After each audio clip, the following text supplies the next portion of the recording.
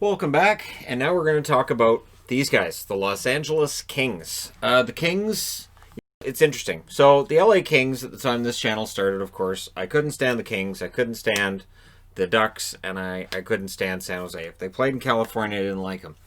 Now we're 4 years into the existence of this channel. I've been in Anaheim, met some Ducks fans, and any dislike I had for the Ducks disappeared. San Jose, any dislike I had for San Jose kind of worn off, disappeared. One thing that changes with this channel is when you meet fans of a team and you hang out with the fan base, you're kind of like, I can't. And it's softened any dislike I had for the Kings as well. It has. And not only that, but players I may not have liked on the Kings aren't there. And I like management with the Kings. I like the young kids coming in. They're a fun team to watch again. Now, how much are they going to win? That's the question mark. Are they ready to start winning now? That's the question mark. So they had 98 points in 2017-2018. 71 points the year after in 2018-2019. And then in 2019-2020, 75 points projected over 82 games. And maybe the struggles are because they've gone through so many different changes of looks that what do we look like today? And it's just, I'm just noticing, like, I've got one logo on the board, one logo on my hat, and one logo on the jersey. They're all Kings, and none of them are the current primary logo for the team. Think about that. So when you look at last year's lineup, Trevor Lewis is gone, Ben Hutton is gone, Joakim Ryan's gone, Prohorken is gone, sorry, Schaller is gone, and Ledoux is gone. And if Ben Hutton's still out there as a UFA, I wouldn't mind if Vancouver picked him up. I'm just throwing that out there. Just as a number 6 guy. It's fine. It'll be fine.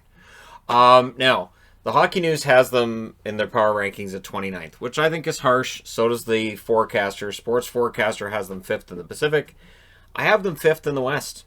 I do. I think they're going to be in the mix. I don't have them as a playoff team, but I think they're going to make a push. I think they're going to get better. And they have a decent record against the teams that are going to be in their division. At least they did last year. Now, while I have them 5th in the West, it's going to be tough to get there. They're going to need a bounce-back season from a couple of guys. Kempe stands out to me. I like Adrian Kempe. I think he's got more than what he's shown thus far. 69 games, 11 goals, 21 assists, 32 points. I'll say the goal total. I could see him having 15 over 56 games. Grundstrom, 13 games, 4 assists. Look for a little bit more from Grundstrom. And Martin Ferk, 17 games, 6 goals, 2 assists, 8 points.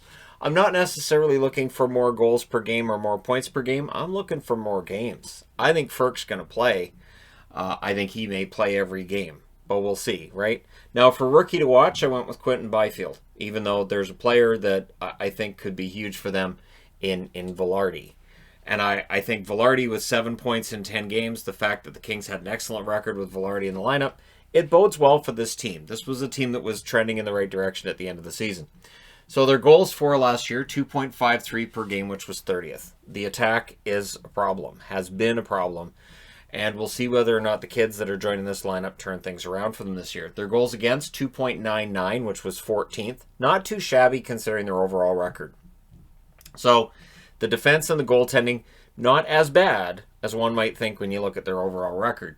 Power play, 17.1%, which was 26th in the National Hockey League. Predictably not very good. Their penalty kill also bottom 10 in the league, 77.37%, which was 24th in the league. Their big additions, Elias Anderson. So if you want to talk about guys who may very well produce, Anderson coming over from the Rangers could end up being that. But he doesn't have to. Here's the miracle right now for the Kings. If Anderson doesn't pan out, odds are they're still probably okay. And they added Oli Mata. So they've added Mata to the blue line. We'll see how much that helps and what that does for them.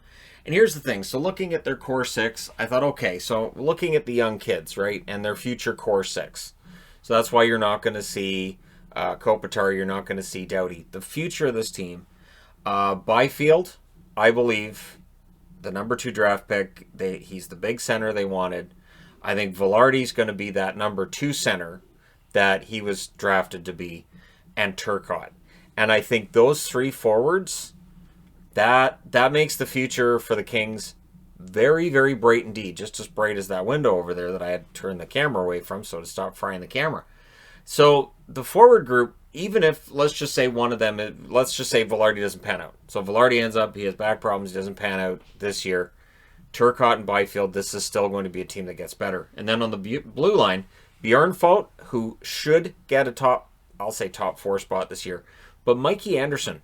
Mikey Anderson came in with some flair, some hype in King fandom. I know that outside of King's fandom, maybe people aren't as hyped on him, but they seem to be pretty hyped about what Mikey Anderson might be able to do.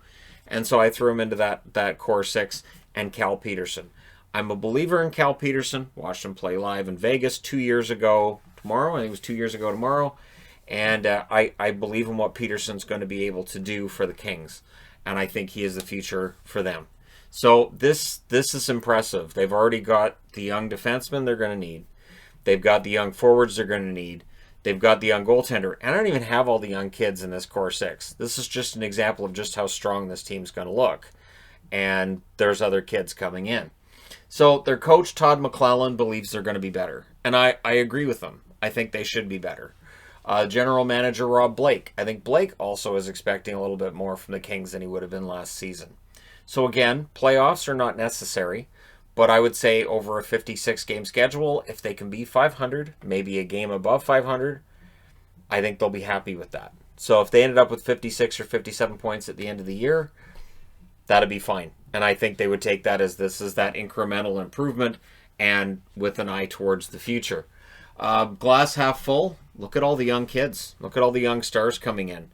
Of the players that they've lost, the only one I think that they may miss on some level, I like Prohorkin. I thought he was good. I thought maybe he would get more of a chance this year, but with all the kids coming in, I don't think it's necessarily going to hurt them too much. And yeah, there are a lot of good young kids in this lineup. The Kings, there's a lot of reason for excitement. Glass half empty. When you have that many kids and you're relying on that much, they're going to make mistakes. Dustin Brown's winding down his career. Jeff Carter's winding down his career. Kopitar's still very, very good, but eventually aging catches up to everybody. So with a core that's got older, now the young core's coming in. These are going to be the guys, but they're going to make their share of mistakes. I know Byfield and a lot of the scouting reports, there were certain red flags with his game. Not being physical enough, having some issues with certain parts of the game, that if those translate to the NHL as being the same, he will have his troubles in his first year as well.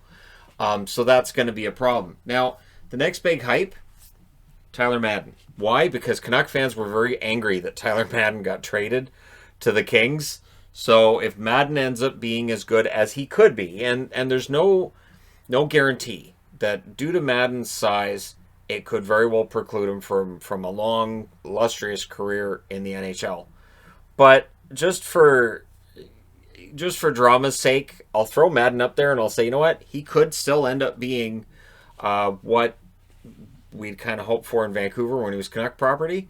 And there's no reason to think he can't, because if he has the same heart that his father, John, had shown in his career, he may very well be that guy. So there's reason to think that the Kings, not quite done burning the Canucks, even though they won't play him this year. We'll see. Madden could very well end up looking for a spot at least on the opening night roster. He could be in the mix. And again, it's a matter of, will he have his struggles due to being smaller at the NHL level, or is he going to be just fine? Now, you look at their record month over month, and they were 4-9 in October. So by the end of October, they're already basically done. But then in November, they were 7-5-2, December 6-7-2, and then the bottom fell out again. In January, they were 2-7-1. They started February miserable. However, by the end of February, they were 5-7-1. And in March, at the time of the pause, they were 5-0 in March. They had won, I think it was 10 out of 11. They went on this incredible streak. And in my power rankings, I'd moved them up to, I think it was 18th or somewhere around there. And people were like, you're crazy. Why are the Kings so high up? They were playing really well. And they were playing against good teams. And if they show any of that kind of chemistry out of the gate this year, look out. Because again, you only have to play against 7 other teams. You do not have to worry about all 30 other teams in the NHL. You just have to worry about 7. And if you can figure out 2 of them, if you can figure out 3 of them, you're in pretty good shape. So against Anaheim, they were 1-2 last year. Against Arizona, they were 1-2 as well. Against Colorado, they were 2-0-1. So they like playing Colorado based on last year. Against Minnesota, they were 2-1 there as well. Against San Jose, 1-1-1. Against St. Louis, 0-2. And then against Vegas, they were 3-1. So their overall record against their own division, 10-9-2 last season. Again, that's not that bad. If they can beat both teams in California regularly and pick that up, if they can beat Arizona, that's 3 teams already. So as much as the Kings probably still have another year before they may hit that next level, there's no reason to think they can't win their share of games in this division. Teams in California, even when they're bad, those games between California teams are usually pretty spirited. Let's just put it that way. If you're on the East Coast and you're like, that game starts at 10:30 Eastern, I'm not staying up to watch that.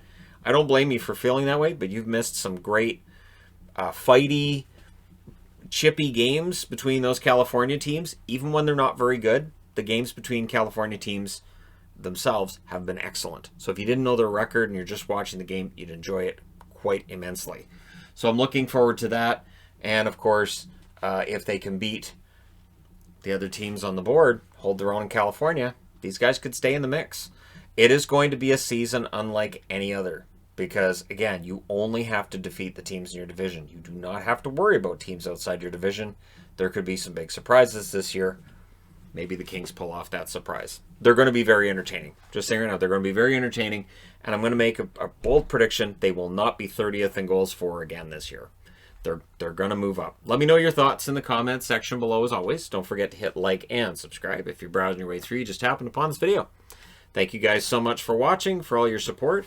I will talk to you again soon.